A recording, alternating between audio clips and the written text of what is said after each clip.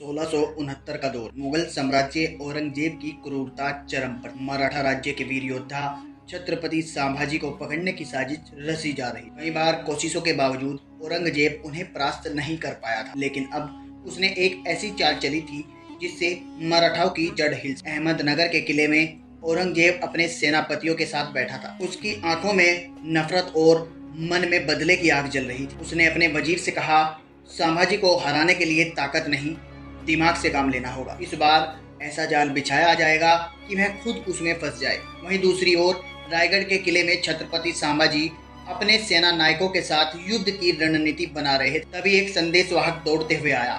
महाराज, हमारा एक विश्वास पात्र सेना नायक घायल हो गए। मुगलों को हमारी हर गतिविधि की खबर मिल रही। संभाजी ने क्रोधित होकर कहा, हम मराठा हैं, हमारी एक एक सांस में स्वराज्य बसता है। अगर दुश्मन छल से जीतेगा तो हम भी उसकी हर चाल को मात दे देंगे। औरंगजेब ने एक झूठी खबर फैलाई कि वह महाराष्ट्र से अपनी सेना हटा रहा है।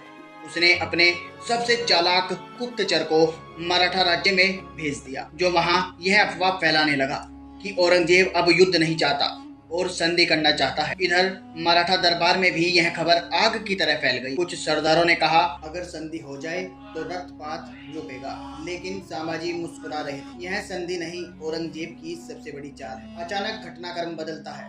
संभाजी ने खुद मुगल दरबार में एक गुप्त संदेश भेजा, अगर औरंगजेब को संधि करनी है तो वह अकेले आकर मुझसे मिले। मैं रायगढ़ के किले में उसका स्वागत करूंगा।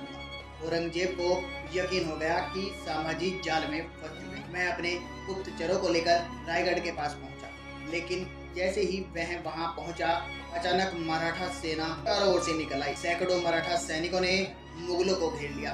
औरंगजेब को अपनी गलती का एहसास हुआ, लेकिन तब तक बहुत देर हो। मराठा सेना ने उसके गुप्तचरों का सफाया कर दिया और वहां किसी तरह अपनी जान बचाकर भाग निकले। इस घटना के बाद औरंगजेब को एहसास हुआ कि वह कितनी भी चालाकी कर ले, लेकिन मराठाओं को जज्बे और बुद्धिमत्ता के आगे टिक नहीं सकता।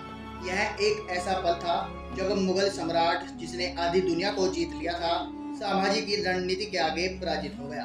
और इस तरह छत्रपति संभाजी ने अपने स्वराज्य की रक्षा की और यह साबित कर दिया कि युद्ध केवल तलवार से नहीं, बल्कि बुद्धि से भी जीते जाते हैं।